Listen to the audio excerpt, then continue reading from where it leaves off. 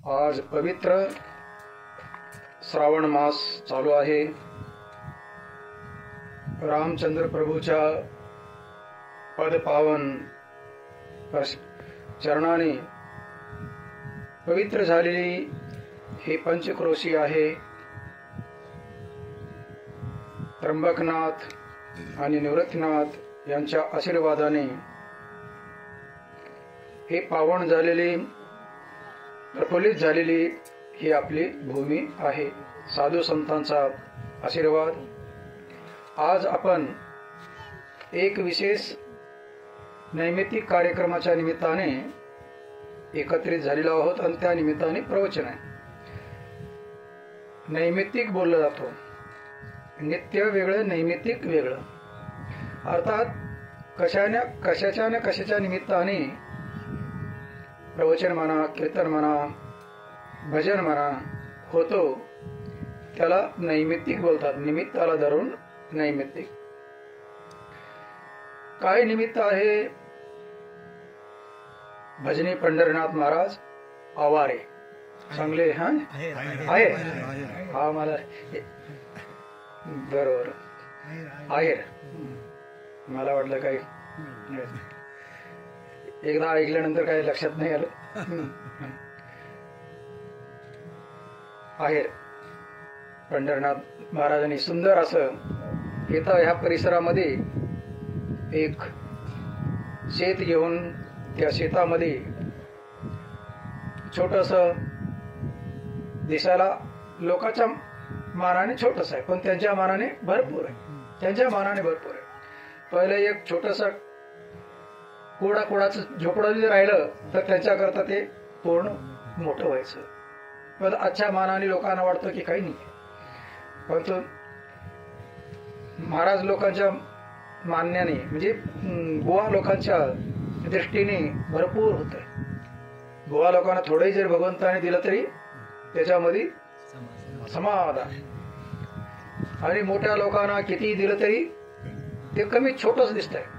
परंतु जे बुवा लोक भजनी राहतात त्यांना थोडंही जर देवाने दिलं तर त्यांना भरपूर दिलेलं आहे। काय नाही दिलं, दुसऱ्याला काहीच नाही दिलं तर आपल्याला एवढं दिलेलं आहे, काय कमी आहे का? बघा, दोन माणसं आहेत, दोघाला अर्धा गिलास दूध दिलं। आमच्यासारखी महाराज लोकच असतील म्हणा, भक्त लोकांनी दिलं की अर्धा गिलास दूध। एकाने बोला, अरे काय कंजूस आहे महाराज आपलं हे शेठ म्हणा किंवा ग्रस्त म्हणा, काय दिलेलं आहे? अर्धच गिलास दिलेलं आहे। त्याच्या दृष्टीने देणाऱ्याला तो नाव ठेवत होता की अर्धच दिलेलं आहे, कंजूस आहे म्हणून। दुसरा बोला, अरे वेड्या, अर्ध तर भरलेलं आहे ना, हा अर्ध भरलं आहे का कमी आहे का? तसं आपण पाहताना खालच्यापासून पाहिलं पाहिजे, वरच्यापासून न पाहता आपण आपल्यापेक्षा खालच्या लोकांना जर पाहिलं तर त्यांच्यापेक्षा आपल्याला कित्येक पटीने देवाने दिलेलं आहे। असं जर पाहिलं तर आनंदच आनंद आहे, आणि वरून पाहिलं तर मग तर तिथं कशाचीच अवधी नाही आहे। इंद्र, चंद्र, ब्रह्मदेव हे किती जर झाले तर तिकडं जर पाहिलं तर कुणाची आशा पूर्ण होत नाहीये। तर सांगायचं तात्पर्य, सुंदर अशी भजनी पंढरीनाथ बुवाने एक वास्तुशांतीच्या निमित्ताने आज आपण एकत्रित झालेलो आहोत। वास्तुशांती का करावी हे आपल्याला सर्वांना माहितीच आहे। वास्तू याचा अर्थ आहे वस्तूचा समुदायाला वास्तू म्हणतात। वस्तूच्या समुदायाला, वस्तूच्या संग्रहाला इथं काय वस्तू लागलेली आहे? खडी लागलेली आहे, वाळू लागलेली आहे, काय सिमेंट लागलेलं आहे, स्टील लागलेलं आहे, अनेक वस्तू तिथं लागलेल्या आहेत। आणि त्या सर्व वस्तूला मिळून वास्तू बोलतात। आणि त्या वास्तूला काय करायचे? आपल्याला शांती करायची, त्याची शांती। याचा अर्थ आहे काय? पहिलं ते अशांत असलं पाहिजे, मग आपण काय करावं? शांती। कुठेतरी आग लागली पाहिजे, मग आपण आग विझवतो। कारण आग लागली तिथं जाऊन आपण बाहेर बिघडायला लागतो। जिथं आग लागलीच नाहीये तिथं कोणी जाऊन विझवायला तयार होत नाहीये। म्हणजे शांती करतोय ह्याचा अर्थ काही ना काही तिथं अशांती असली पाहिजे। तर अशांती कशाने अशांती होती? आपण कोणतीही वस्तू बाजारातून आणतो म्हणा, ती आणलेली वस्तू कोण्या कंपनीत बनलेली आहे, त्या कंपनीने सिमेंट म्हणा, ते सिमेंट कोण्या कंपनीचे बनतंय, त्या कंपनीमध्ये किती लोक काम करतात, कसे लोक काम करतात. हो शकतो कित्येक मजदूर तिथं घायल पण झालेले असतात. काही मजदुरांचा पैसे न देताच नाही पैसे न देता काम करून घेतले असतील, मग त्या लोकांचा पण शाप राहतो त्या मालकाच्या प्रोडक्शनला. आपण राबवून घेतला आणि आपला मोबदला जर नाही दिला तर त्याचा काय राहतो, एक शाप राहतो. आपण वाळू म्हणा, वाळू आणतो कुठून पण, जे पण वाळू आणतो नदीतली वाळू आहे. आणि नदीमध्ये आजकाल प्रत्येक गावाच्या नदीच्या काठेला स्मशानभूमी राहते, तिथं अस्थि विसर्जन करतोच. अस्थि विसर्जन करतो तर त्या अस्थीचं काय पाणी इथून तिथून वाळूला लागलेलं असतंय. म्हणजे सांगायचं तात्पर्य, जेवढी काय वस्तू आहेत हे बाजारातून आले. माती म्हणा, आता मातीमध्ये पण न जाणे किती केव्हापासून ही धरती चालू आहे. याच्यामध्ये श्रीमद भागवतामध्ये कथा होते. एक राजाची हस्ती पडलेली होती आणि त्या राजाच्या हस्तीला एक ब्रह्मस्वरूप आलेलं होतं, त्याला फार मोठं. तर त्या हस्तीवरून कोणी विमान जर चाललं तर ते खाली पडतंय. म्हणजे इतकी त्याच्यात काय होती, ताकद होती. भागवतामध्ये आलेलं आहे. तर सांगायचं तात्पर्य, कोणाची कशी चांगली वृत्ती राहते, कोणाची वाईट वृत्ती राहते. म्हणून त्या वाईट वृत्तीचा, अशांत लोकांचा जो संबंध आपण बांधणाऱ्या इमारतीला जे वस्तू लागतात त्यांच्या पाठीमागे त्यांचा काय असंतोष म्हणा, अशांती म्हणा राहतेच. म्हणून आपण एक वास्तुशांती करतो, याचा अर्थ आहे की घराला पवित्र करतो. कशाने? देवपूजनाने करतो, सत्संगाने करतो. कारण सत्संगती, संगत कुणाची करावी? सत्याची करावी. आणि सत्य कोण आहे? भगवान पण सत्य आहे, भगवंताचं नाम पण सत्य आहे आणि संत पण सत्य आहे. भक्त नाम वपू चार कहियत भिन्न, म्हणजे सांगण्याकरता वेगळे वेगळे आहेत. भक्त, भगवान, भगवंताचं नाम, हे सर्व काय आहे? केवळ बोलण्याकरता वेगळं आहे, परंतु आहेत एकच. म्हणूनच तुकाराम म्हणतात, देवते संत निमित्त मात्र प्रतिमा. तुका झाला आकाशा एवढा होता, म्हणजे तो पहिला होताच तो. फक्त आपल्या करता ते आलेले आहेत, ते देवच आहेत. परंतु देवरूपाने न येता, देवरूपाने आल्यानंतर दुसरं काम करावं लागतो आणि संत रूपाने आल्यानंतर दुसरं काम करावं लागतं. आईच्या रूपाने आल्यानंतर दुसरं काम करावं लागतं, बापाच्या रूपाने आल्यानंतर दुसरं काम करावं लागतं. आईच्या रूपाने आल्यानंतर आईचं हृदय विशाल राहते आणि बापाचं हृदय मारून मारून ठीक करतो तो, म्हणजे कुंभारासारखा राहतो. म्हणजे कुंभार काय करतो? गाडग काय म्हणतात, मडकं बनवतो. मडकं बनवताना आतून एक हात दिलेला असतो आणि वरून थाप मारतो आणि ते मोठं करतो.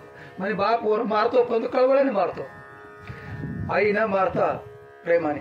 आईच्या विषय आहे ना, कुपुत्रो जायेत क्वचिदपि कुमाता न भवती. आईविषयी बोलले जातो. शंकराचार्य भगवान आचार्यजी ज्या ज्या देवाच्या समोर गेले त्या त्या देवाची सुंदर अशी स्तुती केली. कृष्णाची म्हणा, पांडुरंगाची म्हणा, देवीची म्हणा.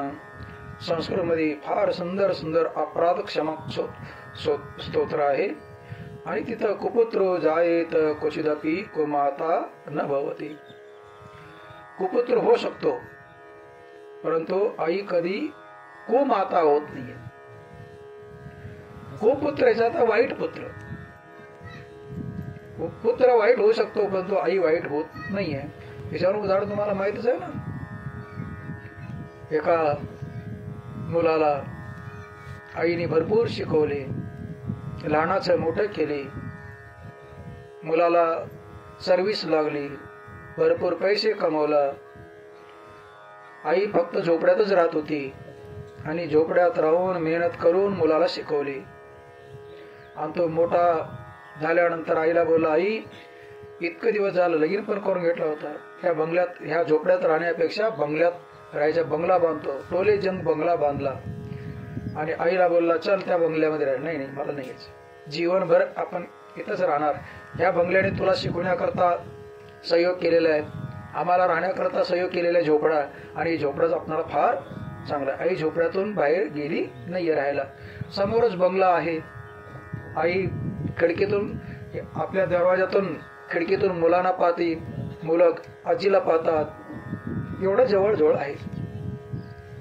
पण दररोज तो बायकोला म्हणायचा, अगं आई उठली तर नसेल, बघा ना उठली का नाही. तो खिडकीतून, हा उठले. आई जेवढी तर नसेल, तुला हा पाहिले तर जेवत होते. माझे बरेच वेळेस विचारल्यानंतर तिला राग आला. विचारण्यापेक्षा तुम्ही जावा ना तिथं, पाहत जा ना. दररोज मला विचारायची गरज काय आहे? जर तुम्ही पाहतायच नंतर मग विचारायची काय गरज आहे? असं बोलता बोलता सवय पडलीच होती. दोघांचं भांडणं झालं.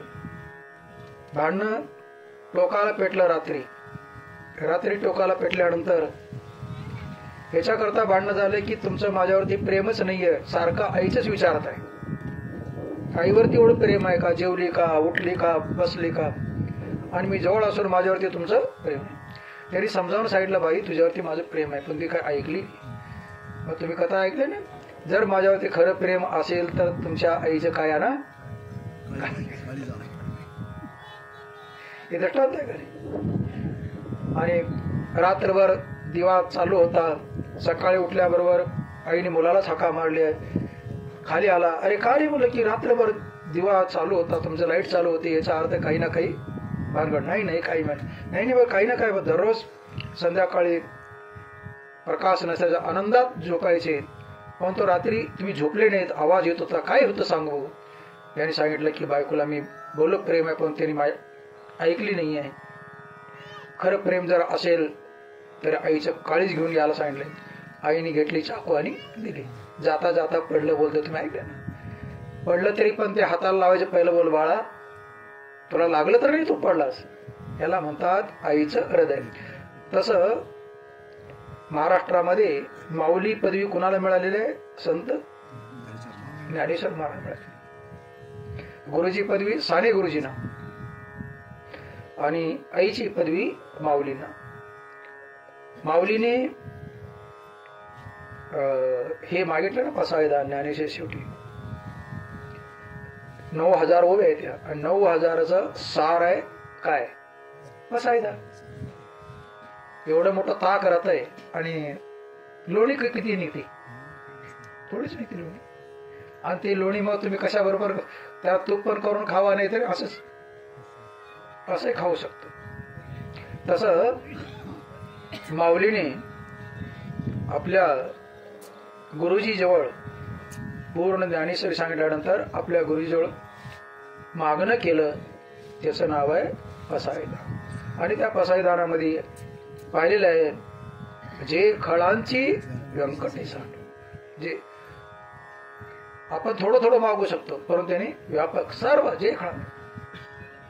मैत्री प्राणी मात्रामध्ये मैत्री हो, आणि प्राणी मात्र काय हो?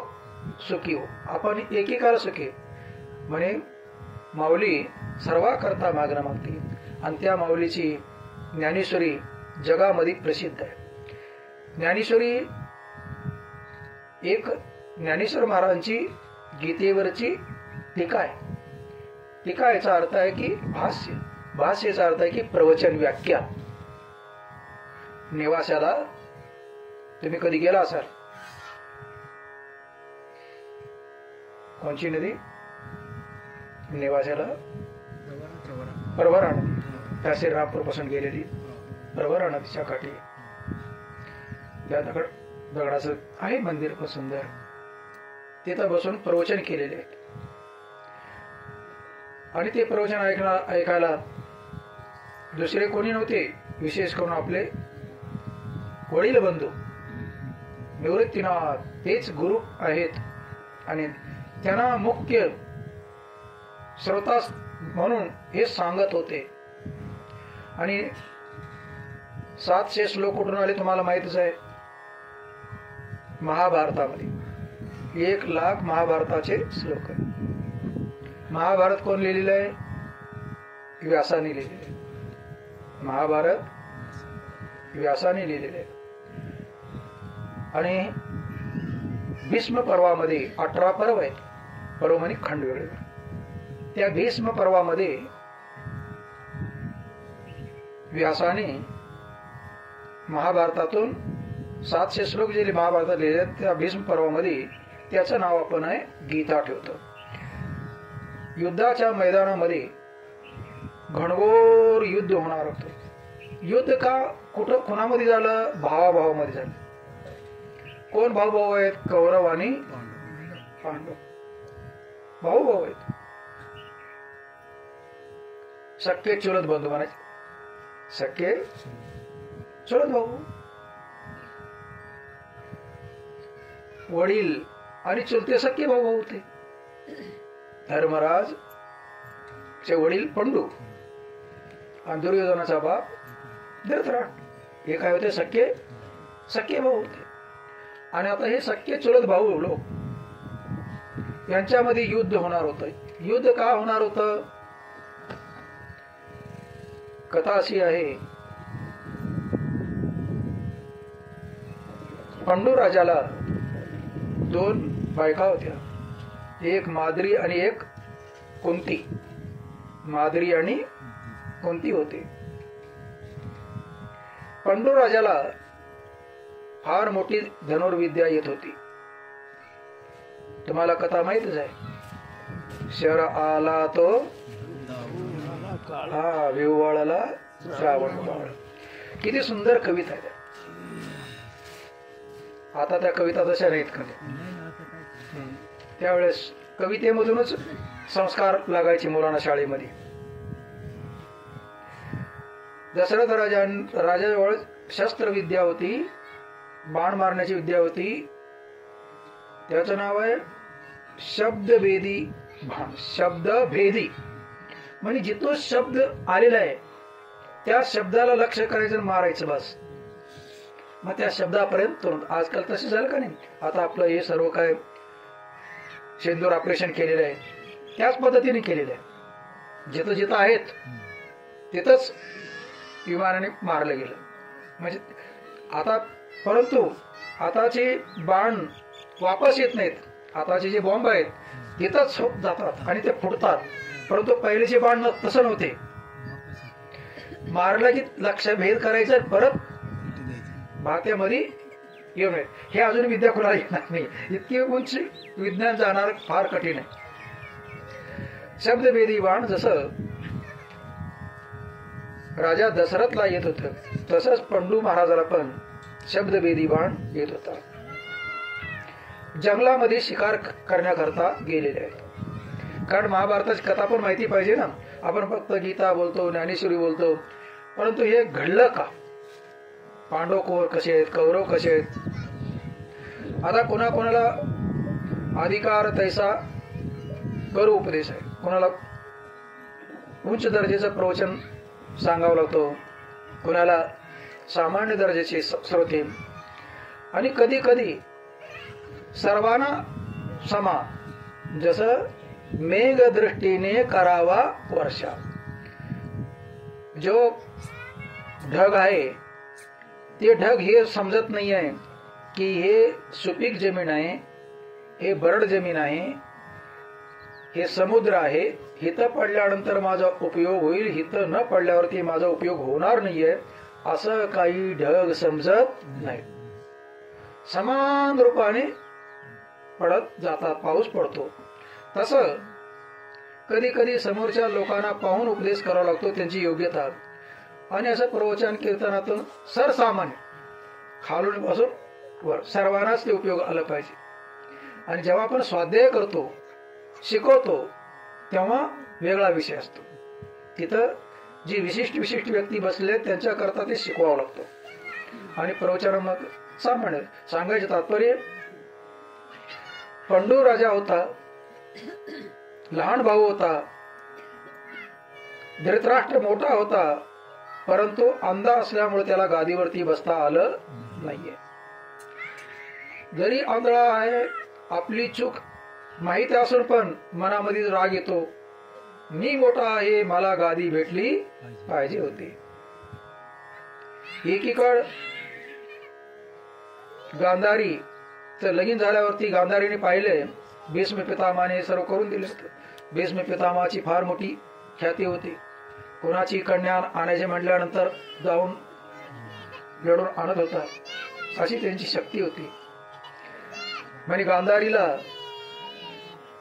मनात जरी नव्हतं तरी पण भीष्म पितामुळं लगीन करून घ्यावं लागलं. तिने पाहिलं की माझा पती आंधळा आहे, तर जीवनभर मी पण काय राहील, आंधळी, म्हणून पट्टी बांधलेली होती.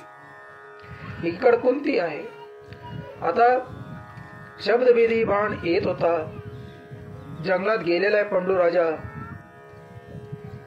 ऋषी लोकांची एक आपली आपली इच्छा राहते. सर्व स्वातंत्र्य आपणम यद इच्छती करोती तत्. ऋषी महर्षी लोकांना पाणिनी महाराज बोलतात, अरे ऋषी लोक आपल्या मनात येईल तीच करत राहतात, त्यांना कोणी अडवू शकत नाहीये.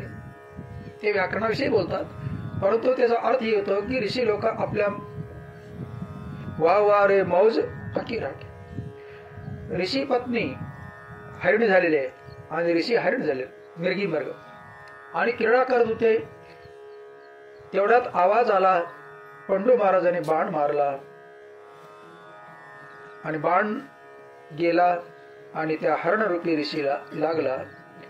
आणि त्या हरणरूपी ऋषीने शाप दिला की आम्ही दाम्पत्य आहोत, दाम्पत्य मिलनामध्ये तू विघ्न केलास, जर तू तुमचं दाम्पत्य सुख जर भोगत असा भोगायची इच्छा केलास, ज्या क्षणी तू भोगशील त्या क्षणी तुझा प्राण जाईल.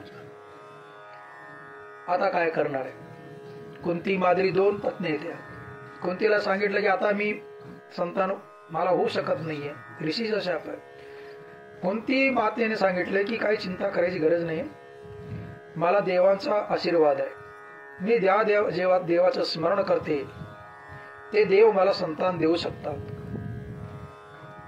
तेव्हा कुंतीने आदेश काय म्हणतात आज्ञा मागितली पंडूला, आणि पंडूने आज्ञा दिली, तुम्ही दोन्ही पत्न्या ऋषीच्या माध्यम काय म्हणतात देवताच्या माध्यमातून तुम्हाला संतान झालं तर चालेल. मग कुंतीने 3 देवताकडे इंद्र आहे, वायू आहे आणि यमराज आहे, यांच्याकडनं 3 पुत्र झाले. नकुल सहदेव अश्विनी कुमाराकडनं त्यांना 2 मुलं झाले माद्रीला. नंतर माद्री सती गेली. इकडं कुंती मातेला जो धर्मराज युधिष्ठिर होण्याच्या पहिलं इकडं गांधारी पण गरोदर होती. गांधारीला कळालं की कुंतीला मुलगा झाला, तर तरुण त्याने आपल्या पोटावरून मारून गर्भ पाडून टाकले. कारण का? हा माझा लहान मुलगा होईल, राजा तर होणार नाहीये, मोठा कोण होणार? कुंतीचा मुलगा होणार. म्हणून तो गर्भ पाडला आणि मग व्यासाने त्याचे तुकडे तुकडे केले. 108 लोणान ते कुल्लड बनवत होते. पहिला युपी मध्ये चहा पिणारे एवढे मडक्याचे छोटे छोटे कुल्लड, तसे त्याच्यामध्ये त्यांचं हे केलं आणि परत ते जन्म, असं त्यांची कथा. त्याच्यात धर्मराज इकडं गादीवरती न बसावं म्हणून तुम्हाला माहित आहे कित्येक मोठं कारस्थान केलं गेलं. भीष्म पितामह पंडू गेल्यामुळं ह्या 5च्या 5 मुलांचं फार मोठं संगोपन केलं गेलं. भीमाला मारण्याकरता विषाचे लाडू खाऊ घातले. विषाचं लाडू खाऊ घातल्यानंतर तो समुद्रात फेकून गेला. समुद्रात फेकल्यानंतर तो खाली वरुण देवतेमध्ये गेला. नागदेवता त्याला पालन केले. अरे बोले हो वायुदेवताचा मुलगा आहे ना आपलाच आहे, त्याला परत आणून दिलं. म्हणजे अनेक प्रकाराने कौरव लोकांनी पाची पांडवाला लहानपणीच मारण्याचा प्रयत्न केला, परंतु एक शेवटचा प्रयास त्याने केलं. धर्मराज युधिष्ठिराला आणि कुंतीला सांगितलं की पांडवांनो, तुमचा वडील वारणावरती तीर्थक्षेत्रामध्ये दरवर्षी कशाला जायचा? यात्रा करण्याकरता जायचा. जसं आपलं बोलतो ना, कुठला तर उरूस असतो, यात्रा राहते, तर तिथं आपण जातो. तसं वारणावरती तीर्थामध्ये धर्मराज आपलं पंडू जाऊन राहत होते. आणि ती परंपरा तुला निभवली पाहिजे. कोण सांगितलं? आपला धृतराष्ट्राने सांगितलं. कुणाला? धर्मराजाला. म्हणजे तुम्ही पाची भाऊ आई बरोबर तुम्ही त्या तीर्थामध्ये जायचंय. आता मंत्री कोण आहे? विदुर काका आहेत, महामंत्री आहे, प्रधानमंत्री आहे. बोल त्याला आदेश दिला की तिथं बंगला कसा बनवायचा आहे. लाखाचा बनला, लाखच म्हणतात ना आजकाल आपल्या आया बहिणी ते लाखाच्या काय बांगड्या घालतच नाही. लहानपणी पाहत होतो आमच्या आई बहिणी सोड, ह्या आज्यानं माहित असेल, आता लहान तयारदार काय माहिती नाहीये. त्या लाखाचं पूर्ण लाखाचं काय बनवलं? महाल बनवलं आणि तिथं जाळून मारायचं होतं. जसं युधिष्ठिर आपला जाऊन प्रवेश केले तेव्हा सांगितलं काकाने, विदुर काकाने, पांडवांनो, ज्या क्षणी तुम्ही प्रवेश कराल ना त्या क्षणी खाल्ल्या बाजूला भुयेर आहे, जागा केलेली आहे, तिथून नदीला निघून जायचं. आता तिकडून निघून गेले. रात्रीकडे आग लागले आणि तिथं समोरचे काही लोक झोपले होते, ते मेले. त्याच्यात सर्वांना वाटलं की मेले मेले म्हणून आनंद झाला. 5 पांडव मेले आणि आई पण मेली. कारण पंडू पहिलेच गेला होता, माद्री सती गेली होती. ना रहा बास ना बजेगी, बासरी हिंदीमध्ये बोलतात ना, म्हणजे पूर्ण वंशच गेला. म्हणून आता कौरव आनंदात होते, भरपूर दिवस आनंद मानले. आता ते 5 पांडव आई जंगलामधून वनवास करत करत करत कुठं आले? ते विराट नगरीमध्ये ना, विराट. आणि ब्राह्मण वेशामध्ये, बटुक वेशामध्ये आलेले आहेत. द्रौपदीचं संयोवर होतं. द्रौपदीच्या संयोवरामध्ये सर्व राजा लोक आलेले आहेत. आपलं बलदाव आणि कृष्ण हे पण द्वारकेवरून आलेले आहेत. ब्राह्मणाच्या लाईन मध्ये 5 पांडव बसलेले आहेत. ब्राह्मणाच्या सफेद कपड्यामध्ये मस्त पंडित बनून, आणि दुसरीकडे मोठे मोठे राजे कौरव हे सर्व बसलेले. पांडव मेले नाहीत हे फक्त कुणाला माहित होतं? तिघांनाच माहित होतं. एक कृष्ण आहे, दुसरा विदुर आहे आणि तिसरा भीष्म आहे. कारण पांडव मेले म्हणून सर्व आपोआप उठल्यानंतर बरेच दिवस भीष्म पितामह आपल्या खोलीतून बाहेर आले नव्हते. एवढं दुःख करत बसलेले होते. तेव्हा विदुराने जाऊन सांगितलं, तातश्री पांडवांना मी वाचवलेलं आहे, तुम्ही चिंता करू नका. मग ते प्रसन्न. मग तिघांनाच माहित होतं की पांडव मेलेले नाहीत. कृष्ण भगवान बलदाव बसलेल्या राजाच्या लाईन मध्ये, आणि कृष्ण सांगतोय मोठ्या भावाला, तो 5 ते जे ब्राह्मण बसले आहेत ना, ते 5 दिसतात ना वेगळे प्रकारचे, त्याच्यामधून मोठा आहे ना तो भीम आहे, तो धर्मराज आहे. बलदाव बोलतो तुला वेळ लागलेला आहे. अरे ते तर हे लाक्षागरामध्ये कधीच मेलेले दादा, असं मेलेले, तुला वेळ लागलेले दादा. आता मिळत नाही बा, थोड्या वेळातच सर्व ते मत्स्य बाणात भेद करण्याकरता सर्व असफल झाले.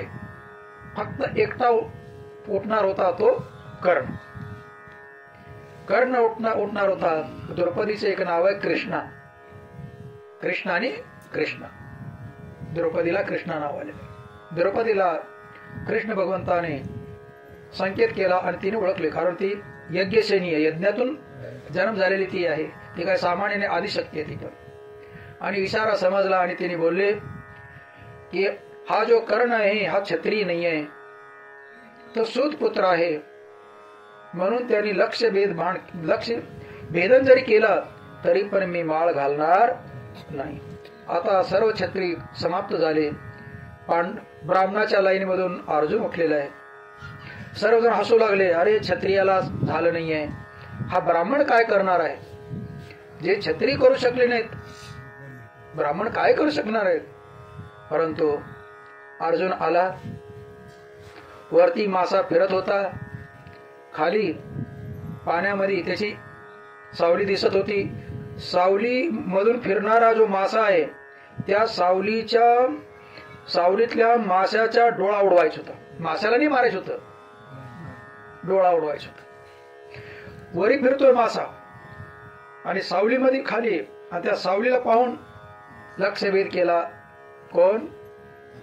अर्जुनाने.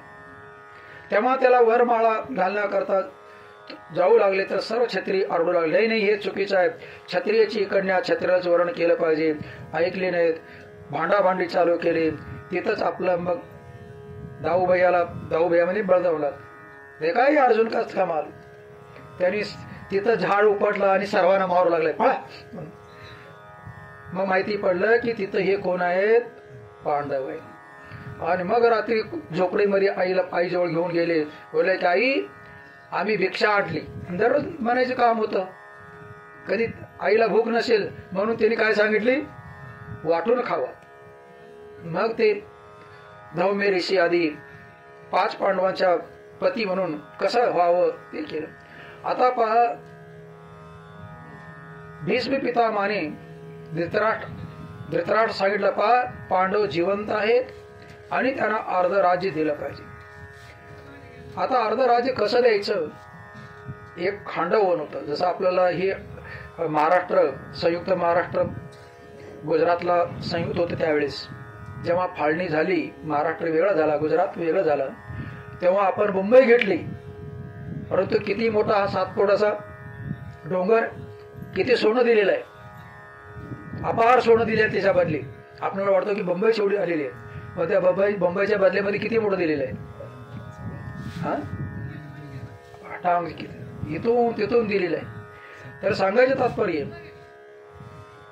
एक हस्तिनापूर राज्य होतं आणि खांडववन जंगल होतं. तर खांडववन पांडवाला देऊ असं त्यांनी बोलले. आता वनच आहे, वन जंगलच जंगल. इंद्राची सहाय्यता घेऊन पूर्ण काय केलेलं आहे? अग्नीला प्रसन्न केलेलं आहे. अग्नी देतो आपण, आहुती देतो का नाही अग्नीला? अग्नीला आहुती दिल्यानंतर अग्नी प्रदीप्त झाला पाहिजे, तेव्हा ती ज्वाळा वरती जाती आणि तेव्हा त्याचं पुण्य होतं. नाही आहे तर आपण केवळ राखेमध्ये जर तूप होत श्वास त्याचा काही अर्थ होत नाही. ज्या वेळेस तूप आहे, जव आहेत, हे तीळ आहे, स्वाहा टाकल्यानंतर तडतड तडतड उठता ज्वाळा, त्या ज्वाळेच्या माध्यमातून आपल्याला पुण्य होतो, अन्यथा नाही होत. आणि त्या ज्वाळावरती जाऊन आपलं बँक बॅलन्स होतो, म्हणजे आपल्या केलेल्या कर्माचं ते यज्ञ पुण्य जमा होतो. तर सांगायचं तात्पर्य, त्यावेळेस भरपूर यज्ञ व्हायचा. तर यज्ञामध्ये इतकं तूप ओतायचंय की अग्नी देवताला अजीर्ण झालं होतं. काय झालं होतं? अजीर्ण. मग खांडववन जाळण्याकरता आज्ञा दिली, त्याला प्रसन्न झाले. म्हणा आता एवढी मला मेहनत होती ना, म्हणजे खांडववन जाळल्यानंतर अग्निदेव प्रसन्न झाला. का? त्याला काय मिळालं? काम मिळालं ना. अजीर्ण झाल्यानंतर त्याला काय केलं? काम जर नसलं आणि खातच खाल्लेलं आहे, त्याला काय होईल? अपचन होईल, अपचन अजीर्ण होईल. म्हणजे खांडववन जाळल्यानंतर त्याला प्रसन्नता झाली. परंतु खांडवनामध्ये अनेक जीव जंतू मेलेले आहेत, अनेक साप मेले. आणि त्या सापाची कथा अशी आहे, नंतर सांगू. म्हणजे ते साप जाऊन कसं चावायला सांगितलं होतं. खांडववन जाळल्यानंतर भगवान श्रीकृष्णाच्या आदेशाने देवतांचा जो शिल्पकार आहे त्याचं नाव काय आहे? देवतांचा शिल्पात विश्वकर्मा. त्या विश्वकर्माने सुंदर असं इंद्रभवन बनवलं.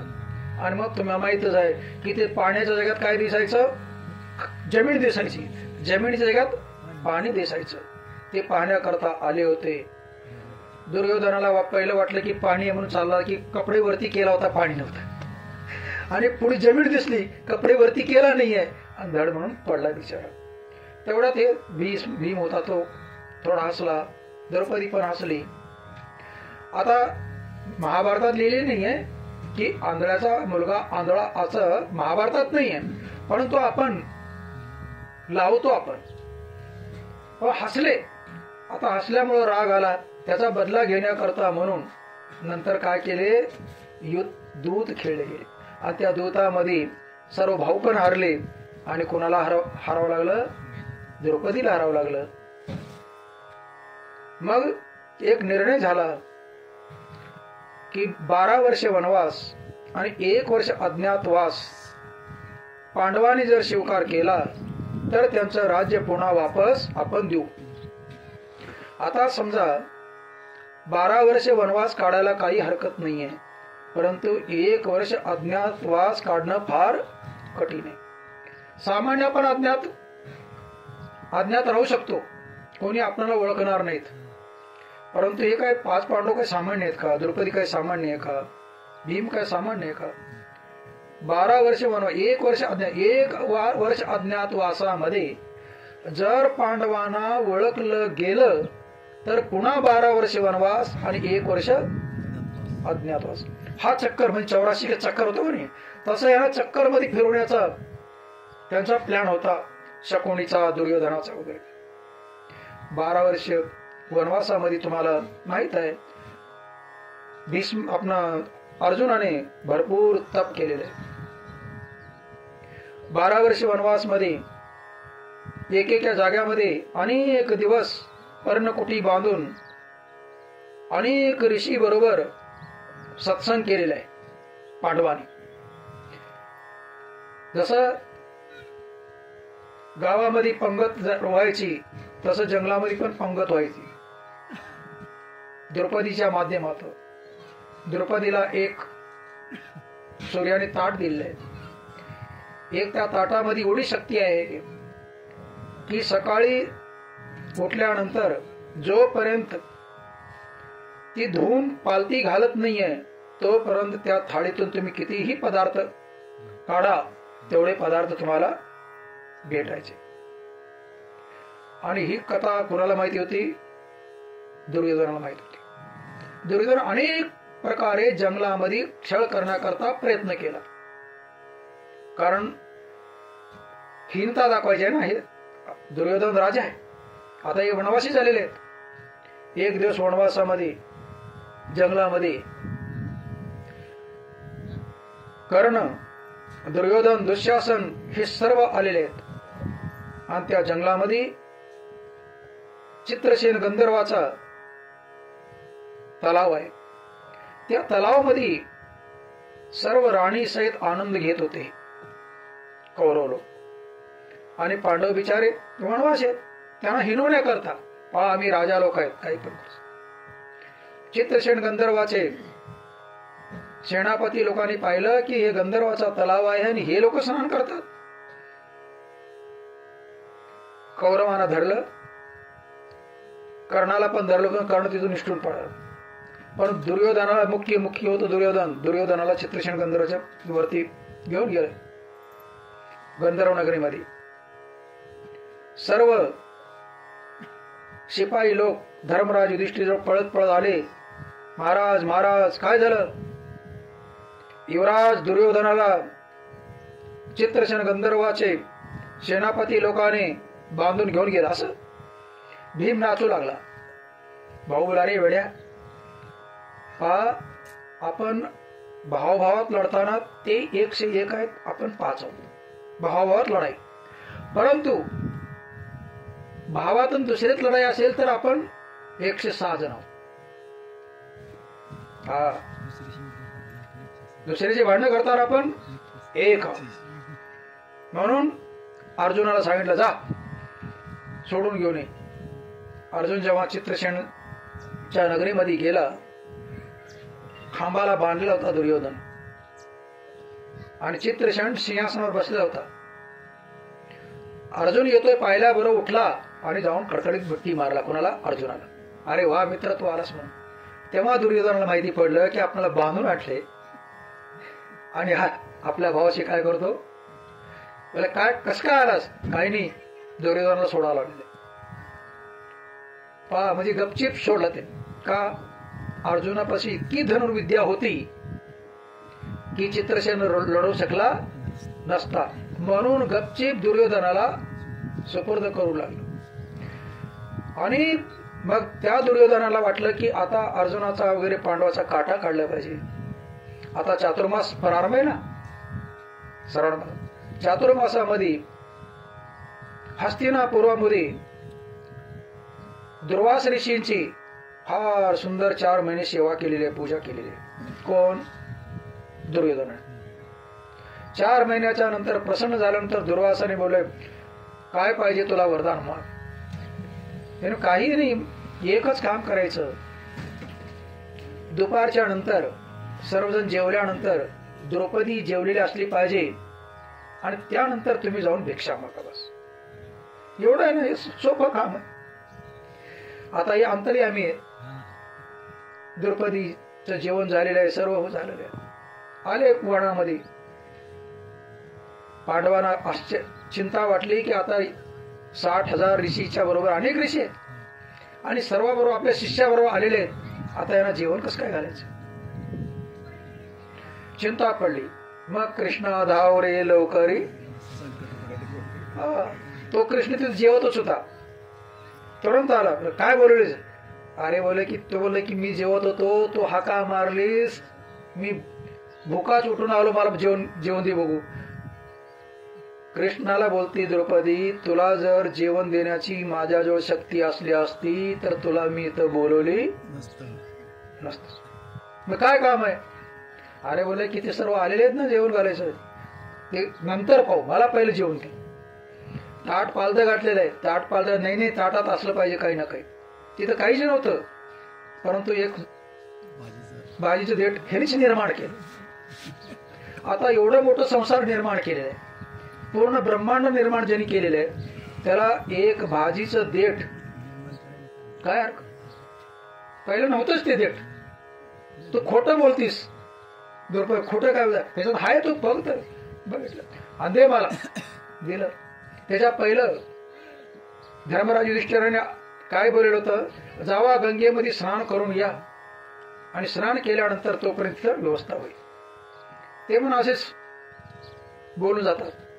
काय संतांची वाणी आहे. ते स्नान करत होते, इकडे देठ खाल्ले आणि देठ खाल्ल्या भगवंताने विश्वं तृप्यंता, पूर्ण विश्व तृप्त हो, असं त्यांनी मनामध्ये संकल्प केला. कोण? कृष्णाने. संकल्पाने जसं विश्व तृप्त हो संकल्प केला, तेव्हा इकडे दुर्वासाचं वगैरे स्नान करता करता पोट भरून देवी मोठी. इकडून भीमाला पाठवलं, जा बोलवा ना. दुर्वासाने विचारलं, तिथं कृष्ण आलेलं आहे का? हो आलेले. तिकडूनच पळाले. इकडे आलाच नाही, आलेच नाही, परस्पर पळाले.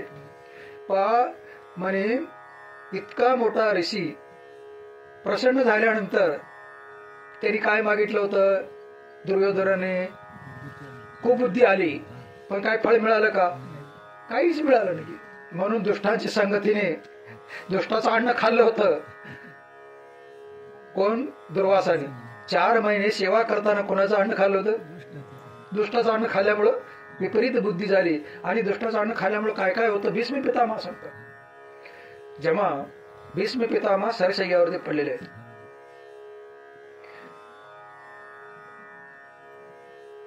उत्तरायणाची अपेक्षा करत. काय म्हणजे संक्रांतीच्या नंतर उत्तरायण येतो आणि आता दक्षिणायन चालू आहे. दक्षिणायनमध्ये शरीर शांत झाल्यानंतर पितृयान मार्गाने जावं लागतो. दक्षिणायन त्याला बोलतात. आणि उत्तरायण देवयान असतं. म्हणजे मेल्यानंतर कुण्या दक्षिणायनमध्ये मेला का उत्तरायणमध्ये मेला. कधी कधी ऋषी लोक, आमचे महात्मा लोक दक्षिणायनमध्ये शरीर सोडलेले असतात. हे आपल्याला दक्षिणायन म्हणतो, पण हा दक्षिणायन वास्तविक नाही. हा वाच्यार्थ वेगळा आणि लक्ष्यार्थ वेगळा राहतो. जे ज्ञानी लोक आहेत त्यांना हे आता लागलेलं दक्षिणायन काही कामाचं नाहीये. ज्ञानी लोकांना भीष्म पितामह शरशय्यावरती पडलेले आहेत. सर्वजणांनी भीष्म पितामहाला सांगितलं की तुम्हाला पाप काही लागणार नाहीये कौरव मेलेल्याच, परंतु दुःखाने गांजलेले होते. धर्मराज युधिष्ठिर, कृष्ण भगवान सांगितले की चला कुठं कुरुक्षेत्राच्या मैदानावरती. सर्व ऋषी लोक आलेले आहेत की चला आता भीष्म पितामह ज्ञान देणारे आहेत आलेले आहेत. भीष्म पितामहाच्या पायथ्याशी 5 पांडव आलेले आहेत. कृष्ण आलेला आहे. भीष्म पितामहाने सुंदर भगवंताची प्रार्थना केली, पांडवांना आशीर्वाद दिला. धर्मराज युधिष्ठिराला राजा कसा असला पाहिजे, राजाला पाप लागत नाहीये. जनतेकरता किती लोकांना जरी मारला, अन्यायी लोकांना, तरी पाप लागत नाहीये, असं भरपूर ज्ञान देत होते. तेवढ्या द्रौपदी उठली आणि तात्श्री पितामह ज्यावेळेस माझी साडी हरण करत होते, वस्त्रहरण होत, त्यावेळेस तुमचं ज्ञान कुठे गेलं होतं. त्यावेळेस भीष्म पितामह सांगतात, अर्थस्य दासो पुरुष पुरुषस्तु न कश्चिद दासा. पुरुष जो आहे अर्थाचा दास असतो, पैशाचा दास असतो. पैसा कुणाचा दास बनत नाहीये. त्यावेळेस मी हे दुर्योधनाचं अन्न खाल्लं होतं आणि म्हणून त्यावेळेस तुझं चीरहरण होत असताना पाहून पण मला काही करता आलं नाहीये. त्यावेळेस दुष्टाचं अन्न खाल्ल्यामुळं दुष्ट बुद्धी होती. आणि आता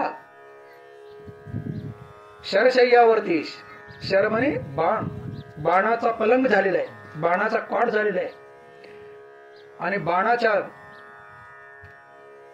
मुळं रक्त नावाची वस्तूच नाही माझ्यामध्ये. रक्त निघून, जेवढं काय कौरवाचं खाल्लेलं अन्नाचं रक्त होतं ते सर्व निघून गेलेलं आहे.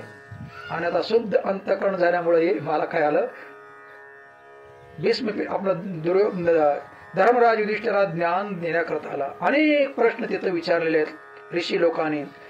तर सांगायचं तात्पर्य की खांडवनामध्ये, खांडवन जाळल्यानंतर, मी खांडवनाची कथा सांगत होतो, आणि सर्व 12 वर्षे वनवासामध्ये चित्रसेन गंधर्व कोण सोडल्यानंतर काय म्हणतात, दुर्वास ऋषीच्या माध्यमातून पण असफलता मिळाली. म्हणजे कितीही त्रास द्यायचं पांडवांना विचार केला तर त्रास काही देऊ शकले नव्हते. एक दिवस खांडववनामध्ये सर्प मेलेले होते. अनेक सर्प मेल्यानंतर एक नागिणी बाहेर होती.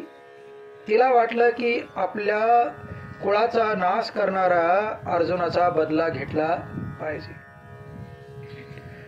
जिथं अर्जुन जंगलामध्ये गेलेला आहे तिथं नागिनीच्या रूपात गेलेले आहे.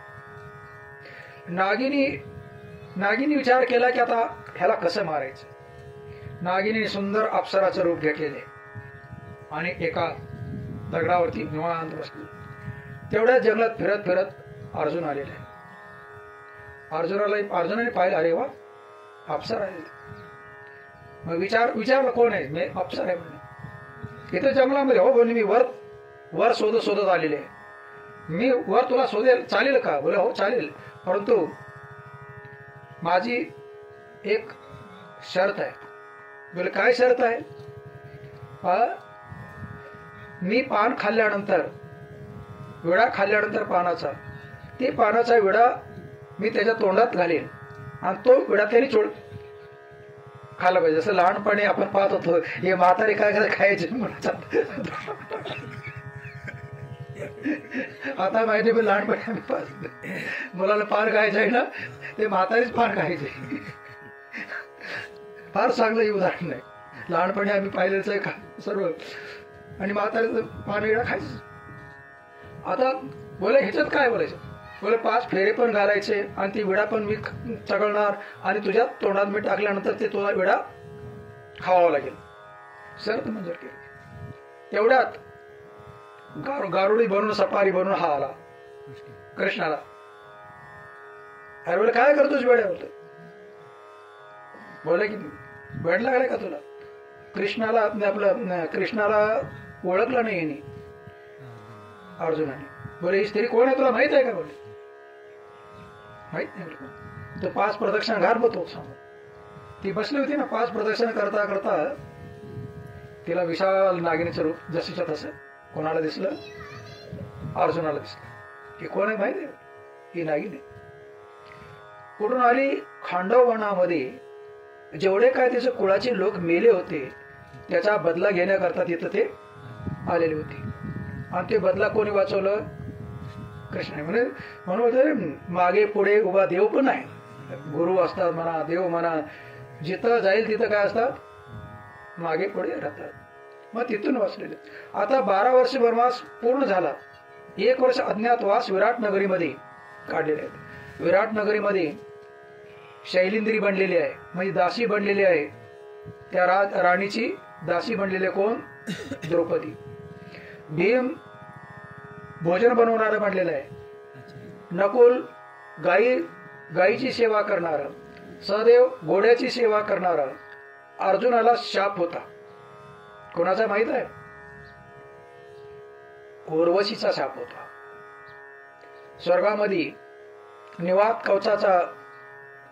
कवच राक्षसाला मारण्याकरता गेलेलं होतं. तिथं सर्व राक्षसाचा धिप्पाड मारून इंद्राजवळ गेल्यानंतर इंद्राने परीक्षा घेण्याकरता रात्री उर्वशीला पाठवलेलं होतं. आणि उर्वशीने आपली इच्छा पूर्ण न केल्यामुळे उर्वशीने त्याला जा तो काय हो, हिजडा हो, हे शाप दिला होता.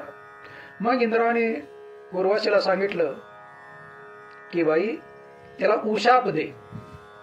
उशाप काय दिला, माझा शाप तुला 1 वर्षपर्यंत राहणार, परंतु ते तुझ्या इच्छेवरती.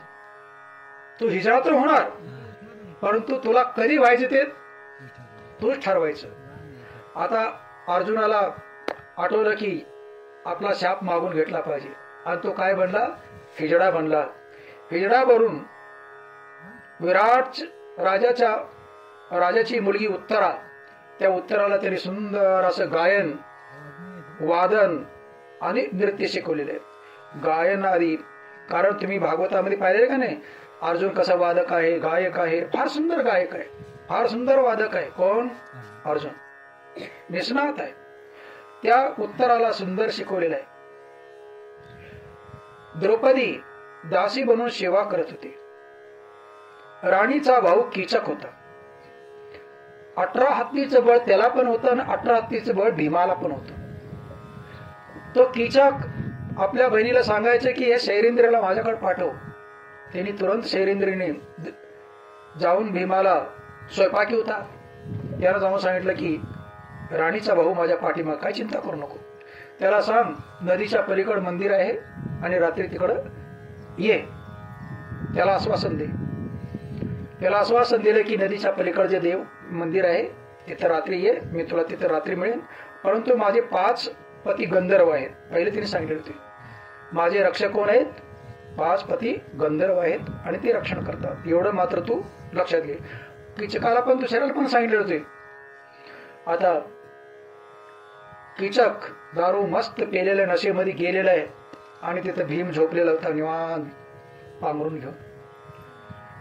जसा कपडा काढला भीम उठला आणि धडाधड मारून त्याला तिथं समाप्त केला. कोणाला, कीचक.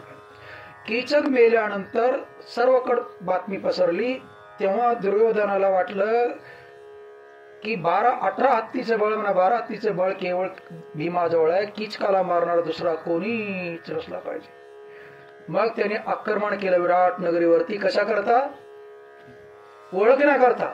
जर ओळखलं तर पुन्हा 12 वर्ष वनवास काढलं सर्वांना माहित होतं, परंतु अज्ञातवासामध्ये गेलेले आहेत तेव्हा कोणालाच ओळख झाली, पटली नव्हती. आता त्यांना आनंद झाला. कोणाला, कौरव सर्वांना दुर्योधना, मग भीष्म पितामह, गुरु द्रोणाचार्य हे सर्व आक्रमण करणार होते. विराट नगरीवरती वेगवेगळ्या बाजूने आक्रमण केलेले आहे. राजा गेलेला आहे लढण्याकरता. दुसऱ्या बाजूला गायी पळवत होते, शिपाई पळत पळत.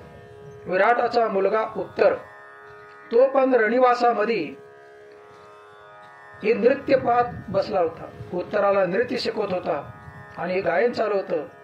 आणि तेवढ्यात उत्तर मुलाजवळ येऊन पाहिले की राजकुमार, कौरवांचं आक्रमण चालू आहे चारी बाजूने. एका बाजूने आपले वडील गेलेले आहेत, एका बाजूने दुसरी सेना गेलेली आहे आणि एका बाजूने तुम्ही पण चला. कशा करता? कौरवांशी लढण्याकरता चला. त्यांनी बोललं आहे मला कोणी सारथीच नाहीये, मी काय लढणार. म्हणून नाथ महाराज बोलतात, बालीस बायकात बहु बडबडला. हे नाथांचं त्याच्या करताय. बालीस आहे, त्यांनी बोला की हे जर माझ्याबरोबर सारथी असलं असतं तर मी हेऊ केलं असतं तेव्हा केलं असतं. तेवढ्यात अर्जुनाने काय बोललं हिजड्याच्या रूपाने, अरे मी पहिला अर्जुनाचा सारथी केलेला आहे, मला येत आहे. कोण बोलला? शिखंडी, त्याचं नाव शिखंडीनी. हे शिखंडी हिजडा, तुला काय येत आहे असा त्याने अपमान केला. कोण? उत्तराने. उत्तराचा भाऊ. उत्तराने आपल्या भावाला भरपूर बोलली, तू नादान आहेस, तुला काही कळत नाहीये. हे माझे गुरुजी आहेत शिखंडी, आजपर्यंत त्यांनी जे शिकवलेलं आहे तसं कोणी शिकवू शकत नाही आणि सत्यवादी आहे आणि ह्यांना सारथ्य करण्याकरता, रथ हाकण्याकरता येऊ शकतंय आणि तू जा. आता बहिणीने जोरात रागावल्यामुळं ना विलाज असतो उत्तर आपलं जाण्यास तयार झाला. तिकडून सेना होतीच कौरवांची, सेमी वृक्षावरती गेला आणि तुरंत आपलं गांडीव धनुष काढला आणि विराट उत्तर कुमाराला बसवलं गाडी. तो बळच पाठ कौरवाची सेना कोण पाठीमागे पळत नाही, गपचीप बस नाही तुलाच मारेन. आता गेला. मी अर्जुन आहे तुला माहिती नाहीये. तेव्हा ह्याला धीर आला. अर्जुनाने सर्वावरती सम्मोहन अस्त्र टाकलं. सर्व बेहोश पडले. जसं ऑपरेशन करण्याकरता बेहोश करतात का नाही, तसं सर्वच्या सर्व सम्मोहन अस्त्राने बेहोश झालेले आहेत. भीष्म पितामह, गुरु द्रोणाचार्य, कृपाचार्य या तीनाला सोडून जेवढे काय कर्ण, दुःशासन वगैरे दुर्योधन होते सर्वांचे कपडे उताराव. राजकुमारचे राजपट वस्त्र असते ना, ते सर्व उतरावलं आणि भरलं ह्याच्यामध्ये रथामध्ये आणि घेऊन आला. आणि दुर्योधन आपलं हे अर्जुन सांगतो विराटाला, पहा तुमच्या मुलाचं काय म्हणतात कर्तबगारी पहा, किती मोठा सूर आहे पहा. हे सर्व त्यांचे कपडे आणले दुर्योधनने. तो पाया पडला, मी नाही हा अर्जुन आहे. मग तेव्हा ते माहिती पडलं. तेव्हा विराट राजाने अर्जुनाला सांगितलं, त्याच वेळेस माझ्या मुलीला शिकवलास आणि हे तुला मी कन्या देतो. कोणाला? अर्जुनाला. अर्जुनाने बोलले, अरे जीव माझी विद्यार्थिनी आहे, विद्यार्थिनी मुलगी असते आणि गुरु बाप असतो. मी ह्याच्या बापाच्या जागेत आहे आणि हे माझ्या मुलीच्या जागेत. जर तुझी विराटाची मुलगी जी उत्तर द्यायची असेल तर माझा मुलगा कोण आहे? अभिमन्यू, सुभद्रेचा मुलगा. कारण सुभद्रेचा हरण करून आणलं होतं ना, चोरून नेली माझी संन्यासी बनून चोरून आणलेली भगणी, तिचा मुलगा तिथं होता. मग आता सर्व ठरलं कसं की 12 वर्ष वनवास संपलेला आहे, 1 वर्ष अज्ञातवास झालेला आहे, तर आपलं राज्य वापस घेतलं पाहिजे. आपलं राज्य वापस घेण्याकरता म्हणून दूत बनून कोण गेलेलं आहे? कृष्ण भगवान गेले. कृष्णाने जाऊन सांगितलेले आहे. तिथं मंत्री होते, सर्व मंत्री विदुर आहेत, भीष्म पितामह आहेत, गुरु द्रोणाचार्य आहेत, कृपाचार्य आहेत. त्यावेळेस सर्वांच्या समोर धृतराष्ट्राला सांगितलं गेलं की तुमची शर्त पूर्ण झाली, म्हणून आता तुम्ही त्यांचं राज्य वापस द्या.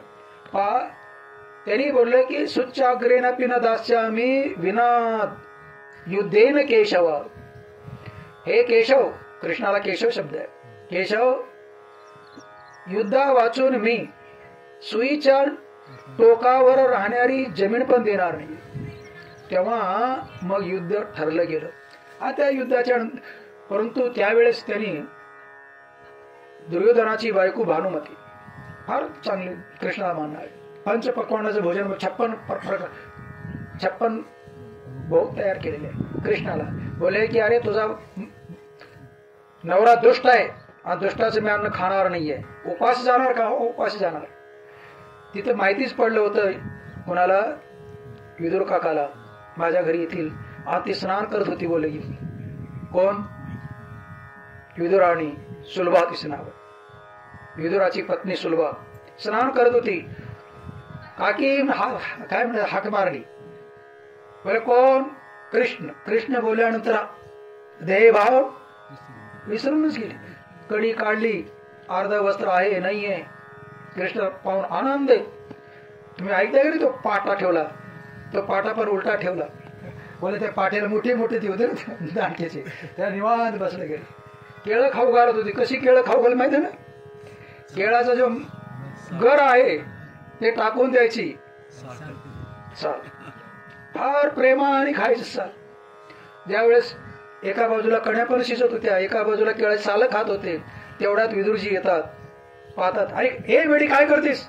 हो सर. अरे आज आते कपडे घालते, पाठ बरोबर ठेवतात. ही वेडी आहे, तुमचं नाव ऐकले की त्याला काहीच कळत नाहीये. बोले फार ठीक आहे. आता असं पाठावरती बसवल्यानंतर विदुराला बोलतात, विदुर अरे काकीने पाठ ठेवलं होतं ना, फार चांगलं होतं, टेकून बसलो होतो, आता कुठे पडील ना मी. तो असं पाठ, तुम्ही काका असे पाठ ठेवले की मला पाठ टेकवायला काय नाहीये, जागाच नाही ना. काकीने पाठ ठेवला होता तर त्या पाठ लावता आले असते टेकून. आणि काका मला वाटतं हे कुण्या बागेचे खेळ आहेत बरं का? बोले की दुसरे तर पाहिलं तर केळीची सालामध्ये चव नसते, परंतु इथल्या सालीमध्ये काय चव, म्हणजे कुणाची बाग असेल. तेव्हा म्हटलं विदुराने, भावा कुणाची बाग नाहीये, कुणाची हे कशाची आहे? भावाची. म्हणून बोलते ना, दुर्योधन का मेवा त्यागो साग विदुर घर खाई सबसे ऊंची प्रेम सगाई. म्हणजे विदुराच्या घरच्या फार प्रेमाने खाल्ला. तर मग नंतर युद्धाला पेटलेले गेलेले आहे. दोन्ही सेना आलेली आहे आणि दोन्ही सैन्याच्या मध्ये भगवान श्रीकृष्णाला आदेश दिला होता, रथ नेऊन घाल. यावदेतान निरीक्षेहम योद्ध कामान अवस्थितान कैरमयास योद्धव्यम अस्मिन रणसमुद्यमे. अस्मिन रणसमुद्र, या रणाच्या क्षेत्रामध्ये मला कुणाबरोबर लढायचं आहे, मी त्यांना पाहण्याची इच्छा करतो. म्हणून केशव दोन्ही सेनाच्या मध्ये काटल्याबरोबर भगवंताने बोल, हे सर्व तुझीच आहेत, पाहिल्याबरोबर आपलेच आहेत. मग त्यावेळेस आपल्या कुलग्नानाम कुलस्य पतंत पितरो हेशाम लुप्तपिंडोदक क्रिया दोषे रेते कुलग्नानाम वर्णसंकर कारकये. अनेक दोष होते. आपल्या कुलाला मारण्यानंतर नरके नियतम वासो भवती इति अनुसुश्रमा. अरे कृष्णा, जर आपल्या कुलाला मारल्यानंतर नरकामध्ये निवांत राहावं लागेल, म्हणून मी युद्ध करणार नाही. आता युद्ध नाही करायची परिस्थिती आली. पहिल्या अध्यायामध्ये विषादाने ग्रस्त झालेला आहे, रडत होता. मग भगवान श्रीकृष्णाने दुसऱ्या अध्यायापासून गीता चालू केली. असोच्चानन वसोचस्त्वं प्रज्ञावादंश भाससे गतासूंच नानुशोचंती पंडिताः. अरे अर्जुना, या आपल्या कुळाला मारल्यानंतर नरक लागेल असं तसं बोलतो, फार मोठ्या पंडिताची गोष्ट करशील, विद्वानाची गोष्ट बोलतोय, पण तू निरामूर्ख आहेस, तुला कळत तर काहीच नाहीस. आणि आपल्याला फार मोठा काय म्हणतोस? शहाणा म्हणतोस. शहाणा म्हणजे पंडित, मूर्ख आहेस. आणि पंडिताच्या गोष्ट, आणि पंडित कुणाला म्हणतात? असोच्चानन वसोचस्त्वं प्रज्ञावादांश गतासूंच नानुशोचंती पंडिता. पंडित त्याला म्हणतात. जीवन असलं काय, मेलं काय. मेलेल्या व्यक्ती आणि जिवंत व्यक्तीला समान मानतो, त्याचं नाव आहे पंडित. आणि तो आपल्या भावासारखा रडतोस, मूर्ख आहेस तो. पंडिताचं लक्षण आहे. गाडगे महाराजांचं शेवटचं प्रवचन जेव्हा चालत होतं कुलाब्याला, त्यावेळेस एकुलता एक मुलगा मेलेला होता. तार आली शेणगाववरून मुंबईला, एकुलता एक मुलगा गेले तार, कीर्तन चालू होतं, तार कार्यकर्त्याने दिले. कार्यकर्त्यांनी एका बोलवलं की आता गोविंद नावाचा मुलगा टायफॉइड झाला होता, गाडगेबाबाचा मुलगा वारलेला आहे, हे तार आलेले आहे. आणि त्यावेळेस तार यायची ना खटखटते पोस्टात, ते तार घेऊन आल्यानंतर आता तार नाही, आता ते लेंडचं फोन पण गेलं. म्हणजे आता जिथं पाहिजे ते हवाला उतरायचं. ते तार बोलले की गोविंद गेलेला. गाडगेबाबांनी बोलला, अरे कीर्तन चालू असताना बोलताय, सत्संग मध्ये बोलताना पुढच्या जन्मामध्ये मेंढक व्हा.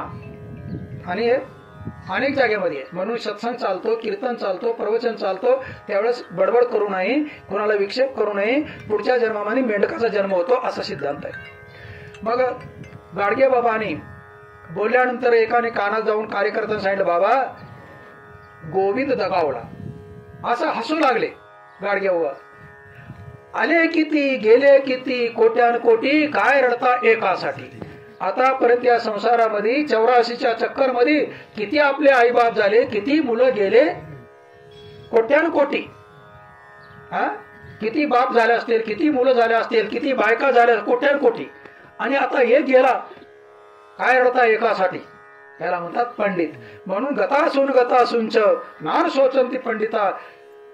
तिथून फार सुंदर गीता चालू होती.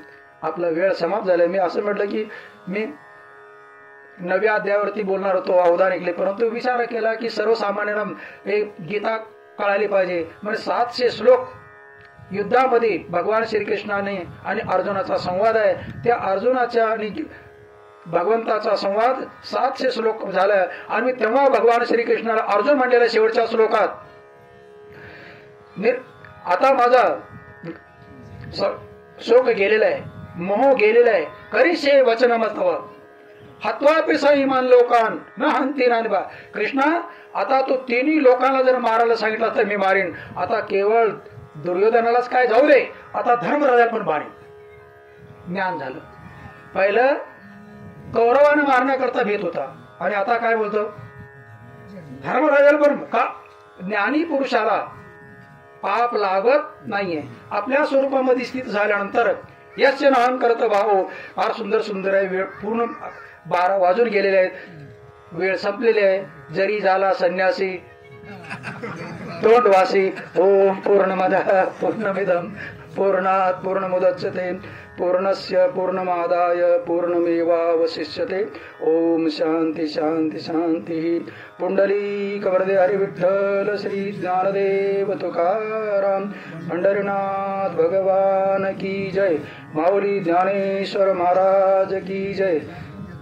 तुकाराम महाराज की जय. ओम नमः पार्वती पतये. हर हर महादेव.